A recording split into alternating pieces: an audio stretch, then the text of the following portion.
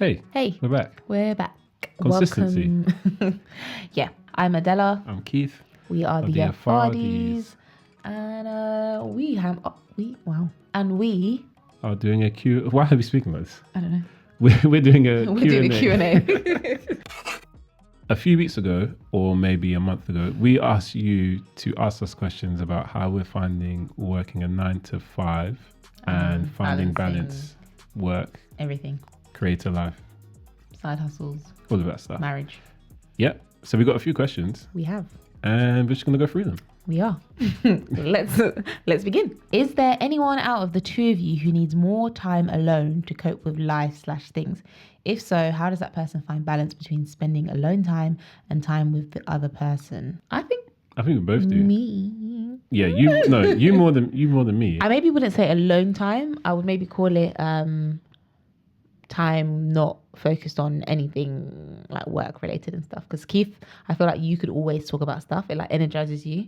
Whereas like if you walk into the room and I feel like you're going to talk about my videos or our channel or work, I get like, whoa. So I think the way we cope with that is just separating the two, learning to separate it more, right? Having boundaries. Yeah, having boundaries. Yeah. But also, so I think on Keith's part, having boundaries to know like not to bring up work all the time, because for you it doesn't feel like a chore, but for me it can. Not actually doing it, but just talking about it. So that's your boundaries on your side, and then on my side, I think I have to appreciate that Keith also needs to talk things out. And so for me, it's learning to like actually have some structure and put time in, talk about stuff, right? So that's the compromise. That is the compromise. But in terms of like alone time from each other, No, because we can be in the same room and not really be talking. So Yeah. it's not like we don't feel suffocated around each other or anything like that. But Yeah. obviously, in any relationship, work relationship, friendship, marriage, it's good to have, your own stuff going on. So like I can go see my friends, he can go see his friends. It's healthy. Yeah. Yeah. How do you switch off? As a teacher, I find it really difficult to come home and not think about work anymore, especially when I have loads of deadlines and planning to catch up with. That is real. Yeah. I do struggle sometimes to switch off. Again, like they said, especially when there's like deadlines and stuff going on. And I feel like now that we work flexible working, so we work at home sometimes, that's even harder to switch off because there's no like transition of shutting your laptop, getting on the train, going home. So how do you switch off? Do I switch off? Do you switch off? Is a question. That is a good question. I think I can switch off once I know I have everything done I need to get done. What if you haven't got everything done, but you have to switch off because you're tired? And that means I just make that decision too. But then I reprioritize what I haven't done to get that done a different the next day. Yeah, that's a good one, because sometimes not switching off is like a sign that I just haven't like organized everything. So even if I know I haven't finished everything and there's stuff to do, if I've like made a list for the next day or for the week, I can switch off more easily because I know I've made a plan. Yeah, and it's the principle of like writing stuff down, right? Like making sure that you've got the things out somewhere and not just in your brain, because I think it's you not prioritizing those things. Your brain is like pulling it from each side, so that's when you're like, I need to actually get stuff done. And practically, that act of having a transition activity is quite good. So someone recently told me that they do their morning commute even when they're working from home. So they'll get up, go for a walk around somewhere, like come back. So it's almost like, and then at the end of the day, they get up, they go for a walk around the park, whatever, and come back. And that act of doing something, might be taking a shower. Some people are night showers, no judgment. They take a shower and that's their transition. So yeah, having an actual activity. So it's not like, especially if you work from home and you work from like, I don't know, your kitchen table, shutting your laptop and then walking to the fridge. It's not like you're still in the same space. So actually doing something to physically get out of that mindset. Yeah. So there are a lot of questions that are similar, and they're basically about how do we balance 9 to 5 with our side hustles, our YouTube, our marriage, any extra curricular activities that we do. I think people are asking for like practical, exact things that we do. Yeah. I cry. I'm not joking. Sometimes I don't balance it, I'll be honest. Those are the weeks where you don't see a video. Yeah. If I'm being honest. I think practically it's, I don't know if I've already said it, but have a time and a place for everything. Don't just let things be. Like, yes, you might want to be free. I'm talking to my wife here. Yeah. Yes, you want to be free, but at the same time, you being free is the cause of you not getting things done. Or vice versa, you making plans and having structure will allow you to be free. Yeah, exactly. So like getting into a routine. Yeah. Because your 9 to 5 is a routine for the most part. Like most people, they wake up, they do their morning routine, they work, they finish at a certain time. So it's easier to contain that work. But then the evening now is yours, or the weekends are yours.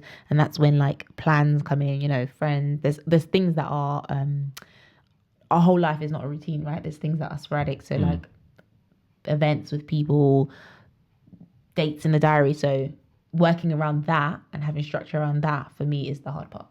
Yeah. And I think it's just making sure that you're prioritizing like the things or your side hustles that you want to do. For example, like for us, we have like YouTube, have like other projects we work on, we have work and stuff like that. So it's making sure like there's processes in place. So like if a brand wants to work with us or you, then it's saying, hey, yeah, we've already sat down and spoken about this is how much we charge. So we have that to hand. So it's like, here you go. Do you know what I mean? Streamline what you can streamline. Yeah. Put process where you can put process. And like, it doesn't also, for me, the fear is like, oh God, but I can't stick to this. But even just having it there is the first step. So like, if I dedicate a day to scripting and a day to filming, even if something comes up and I can't stick to it, at least I know that this was the day and there was time allocated to it. And now I have to move that time. Whereas if there's no time set at all, what can happen is like, oh, it's Saturday and I have nothing. So yeah. Yeah. And something that we've recently, we're about to implement is like this check-in that we're going to do weekly of like, oh, okay, here's my to-do list. This is what I've got to do this week because of the bigger to-do list that we have, which is like, you know, everything that's upcoming, things that we want to work on. So we break that down into weekly ones, and then we can help each other be like, oh, but don't forget this, or do you think that's manageable? Maybe we should move this. Maybe we should tell this person that this thing's not happening, and blah, blah, blah, blah. Yeah. And it also helps, I guess, you to, me anyway, personally, the way I am, not maybe feel guilty about my rest time, because it's like everything else is planned in. So I don't have to fear that like by chilling, by relaxing, by hanging out with friends, it's at detriment to something else because that's already been planned in. Yeah. This is all in a perfect world. It doesn't always work like that, and you might have late nights and stressful days and stuff like that. But I think that's with everything, and obviously with practice, hopefully there'll be less and less of that. Yeah. I've just got my first corporate job. Yay! Any tips on how not to become a corporate zombie and manage a social life whilst working in the city? I always say be very strict with your 9 when you start and when you stop. Yeah. Don't even think about putting work emails and stuff on your phone if you know that you're somebody who's gonna like you have a habit of like checking when you shouldn't be checking. Slack, Microsoft Teams, Zoom, or anything work related that you can actually help not be on your personal devices, take it off. And that frees you up, because if people actually need to contact you, they will, rather than you being available so they contact you. Yeah.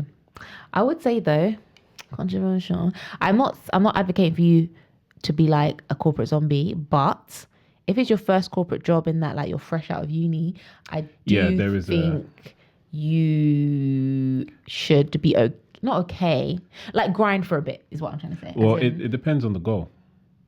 It depends on the goal, but I feel like there's something good in like,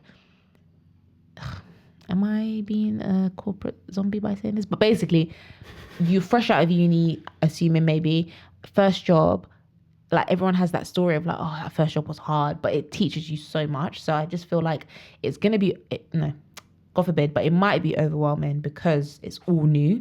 Do you get what I mean? And I don't think you should necessarily see that as a sign that, like, I don't know, you're becoming the corporate zombie. That's what you it mean. might just be hard because it's new. And I think you should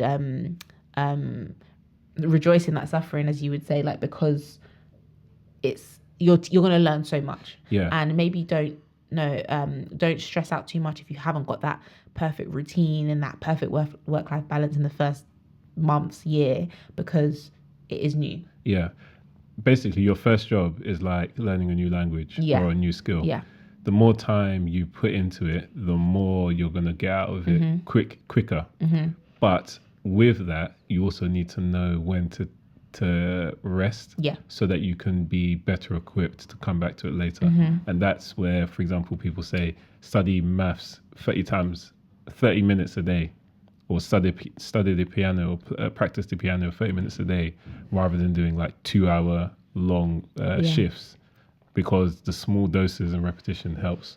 But with your job, it depends on your field, but your first job should teach you the most about corporate life. And therefore it might be a bit harder. And as for maintaining your social life, again, not to be a Debbie Downer, but you might have to prioritize work over your social life for a small amount of time. Like, don't put too much pressure on yourself in terms of trying to have it all figured out and be like, oh, I used to see my friends 4 times a week and I should be able to see them 4 times a week again. Because again, depending on what your goal is, if this corporate life is what you sort of want to progress in, you might have to say, look guys, I can't see you as often, I'm focusing on work at the moment, until you've like got into the flow, you figured out like how you work best, and then you can reintroduce stuff. It's like, I don't know, you have a child, you can't be like, oh, how do I maintain the social life I had before a child? You have to reprioritize. Yeah. And it doesn't mean it's going to be like that forever, but I think there is freedom in accepting that this season might be a grind season, as much as I hate that word. You know what I mean? Yeah, true. And same goes for starting your own business. Yeah. Same thing. Yeah. Like, you're not going to be able to have it all. Exactly. You can't have it all at the same time all the time. So if the corporate job, you said yay, which means you're happy to be there, congratulations on landing your first corporate job. It might just have to be a priority for a little bit. Embrace it. And you'll learn quickly what you like and what you don't like. And then you'll learn also, like, okay, I'm comfortable here now, I'm in the flow of things, what do I want to change? How do I figure out how to not work so many hours if that's the rhythm that you've fallen into? But don't put all that pressure on yourself so early on, because right now all you need to focus on is just like figuring this new thing out. Since you both are trained in marketing and working from home, do you help each other with projects or brainstorm solutions for your individual jobs? We do a bit. We help each other when we need help. Yes, when we need help. I think you are more open to like asking me. I don't think I ask you as much for help. I come to you and say, do you need help? Yes. And I say no. Most of the time. Do you know what it is? I have this thing where, like, I just want work to be work, and then after work sometimes people go, oh, what have you been working on? And I'm like, I don't want to talk about it because it's something I need to get over, but it's like this idea that like, oh, work is over, like I don't want to talk about it. But it does make sense. Like, we see people who do that, who know everything about their partner's job and vice versa, even down to like, oh, that meeting you had with John when he said this, and this. And it seems to really work for them. So maybe I could be a bit more open to telling you about my projects and stuff. But do you know what it is? It just feels like, I know this is probably not the case, but sometimes for me it feels like twice the work. So it's like, oh, so I had to do it at work, and then now I have to come and also explain it to you again. That. But I know that's just in my head. Yeah, I get that. But we do. Yeah, we do. A little bit. Yeah, we do. A little bit. Again, like they said, because we work in the same field. It makes sense. Yeah, it's not jargon. When you ask me a question, I understand what you're saying. Yeah, exactly. Yeah. Do you work a lot after hours? If yes, does that happen more now than when you first started working 9 to 5?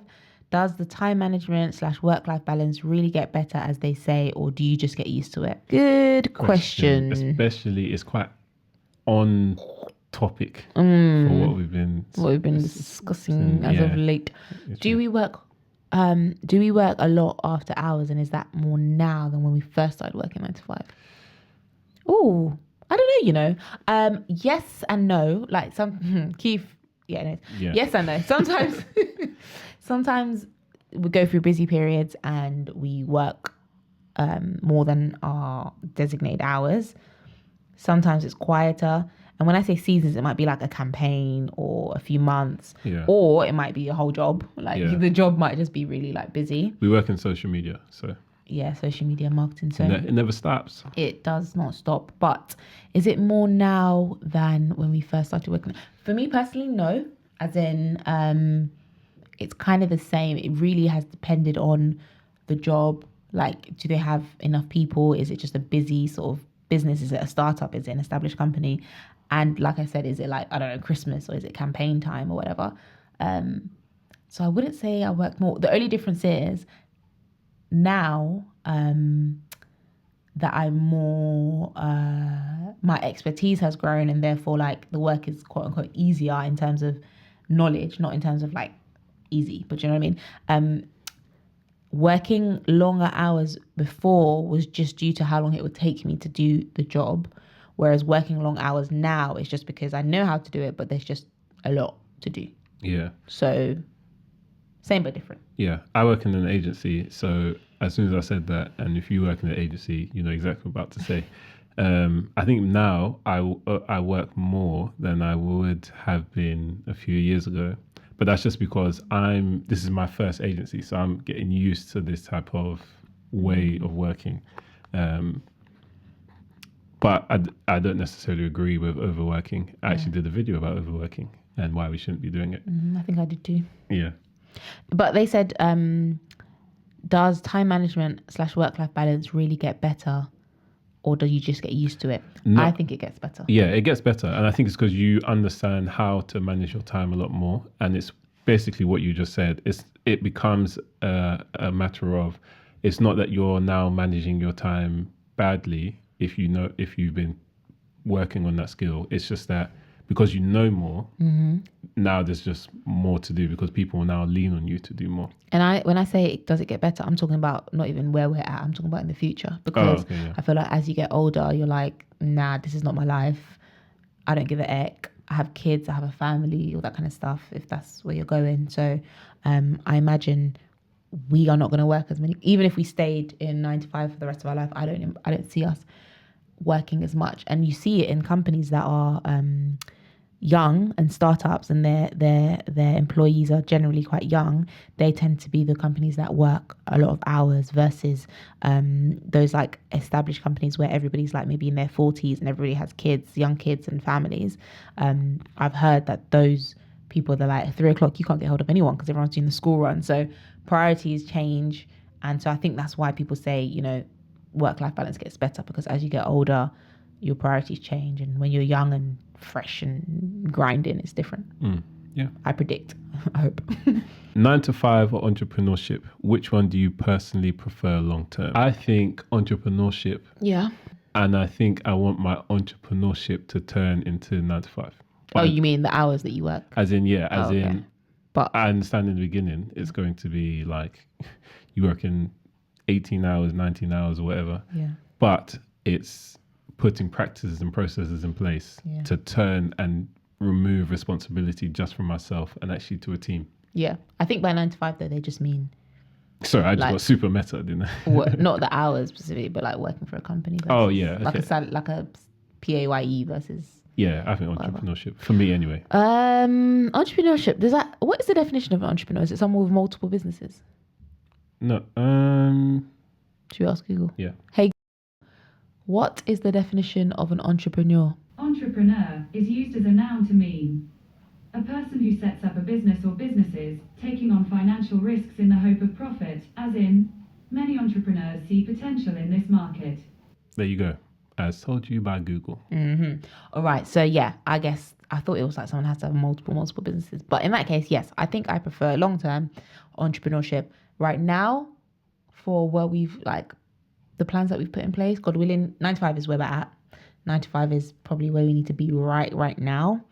There's loads of benefits, I think, to having a 9 to 5. There's obviously job security. You know, if you want to get a house deposit, it's easier. There's just a lot more things. I don't know, maternity leave, sick pay, all that kind of stuff. So there's benefits to it. But in terms of long term, I think is the question they asked. Yes, I think entrepreneurship or some sort of flexible working, hybrid, something. Yeah. Why? Why do you prefer entrepreneurship to 9 to 5 long term? I just think the 9 to 5 model is broken. It doesn't make sense to me. It just I wake up most days and like this doesn't make any sense. Yeah. Even when you enjoy your job or whatever, it's like the amount of work, effort, blood, sweat and tears you put into it, I just feel like could be put to better use long term. Yeah. And there are career paths and places where you can make a really good living on a 9 to 5 if you work your way 100%. up. Yeah.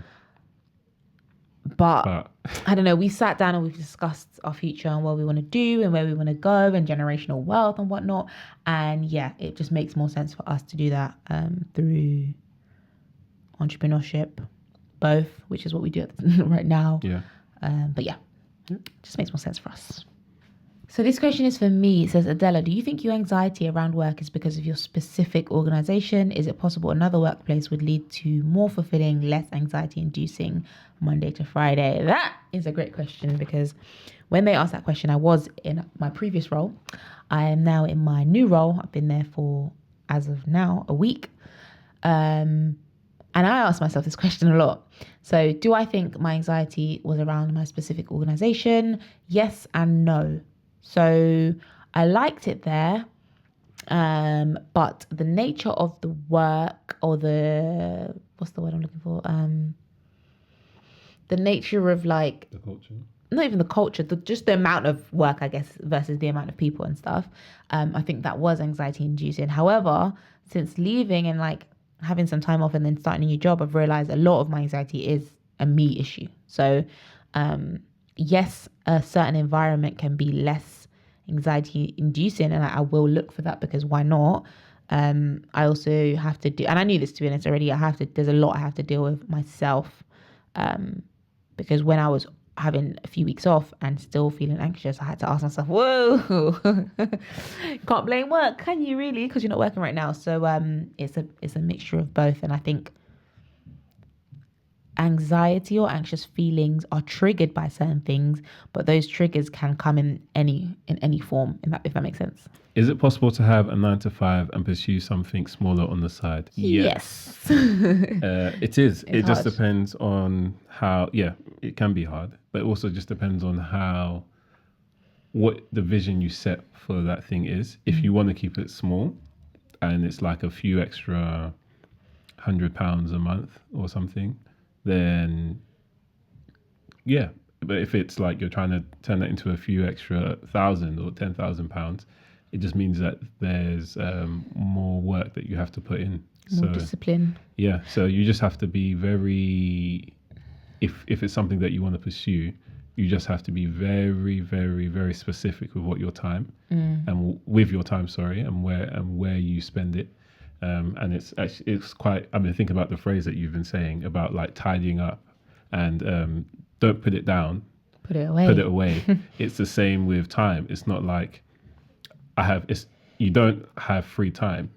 You have allocated time to do things, and you have allocated times to rest, but now you also have allocated time to work on certain things. Mm-hmm. But to answer your question, is it possible? It's very possible, and it's very common, because like I think most people don't sort of work a 9 to 5, have a business idea, quit their job to start working on the business idea.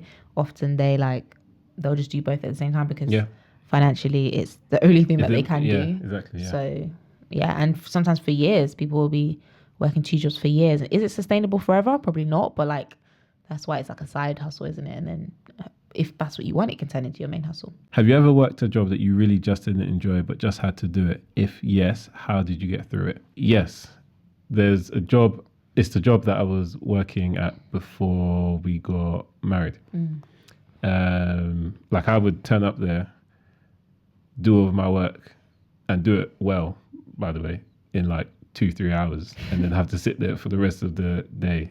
And I would ask about like career progression, getting involved in other stuff, which I would do.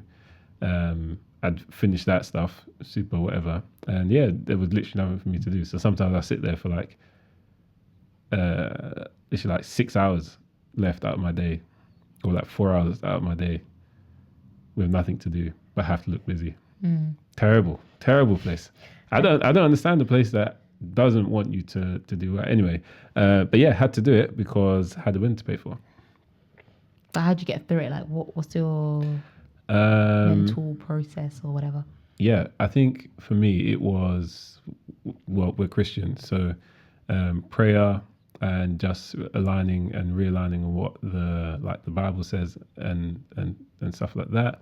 But actively making sure that I'm also seeking wise counsel and just and realigning and refocusing the goal. So it's bigger than me, if you know what I mean. Yeah, I've also been in things that I didn't enjoy, but like you have to kind of decide, you're not enjoying it and you want to leave, or you're not enjoying it and you want to like see it through, figure it out. So you have to really decide on like what the goal is, what do you want to do, like what's the future plan, what's going on, and then in terms of getting through it, once you've decided that, you just stick to that. And I'm not always the most optimistic person, but then I think it's easier to be optimistic when you have your sort of future goal and you can be like, oh, okay, it's not that deep. Okay, I can do this for another however long I need to. And self-talk basically can help you through it, I think. And that is it. So thank you so much for sending through your questions. If you have any more, whoa. We were both going to say the same thing there. If you have any more, ask them in the questions below. Oh, what? Ask them in the comments below. Yes. And I hope you enjoy this kind of thing. We will talk more about, our careers, marketing, social media, adulting, creator economy, that sort of thing. The stuff that we talk about at home, because we are nerdy like that. Yep. Like, comment, subscribe, all that good stuff. And we will see you next time. Check out our channels, check out our socials. Everything will be in the description below. Bye, guys.